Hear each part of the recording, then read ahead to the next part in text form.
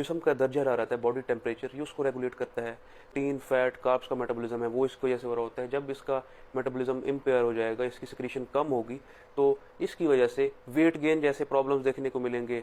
Patient खाएगा तो वो उसकी इंटेस्टाइन से सही तरह एब्जॉर्ब नहीं होगी, उसका डाइजेस्ट, पेशेंट्स में कॉन्स्टिपेशन के मसाइल भी बहुत ज़्यादा देखने को मिल रहे होते हैं। इसका चेक किया जाता है कि जो प्रेग्नेंट लेडीज़ हैं उनमें इसकी कमी बिल्कुल वाक़ई ना हो, वहाँ पे आयोडीन की क्वांटिटी को ज़्यादा दिया जाता है ताकि जो डेवलपिंग फीटस है, जो बेबी है, उसका ब्रेन किसी सूरत कंप्रोमाइज़ ना हो। वो तो इसकी वजह से बच्चे का कद भी सही तरह नहीं, भी थायराइड हार्मोन उनमें भी अपना इंपॉर्टेंट रोल प्ले कर रहा होता है।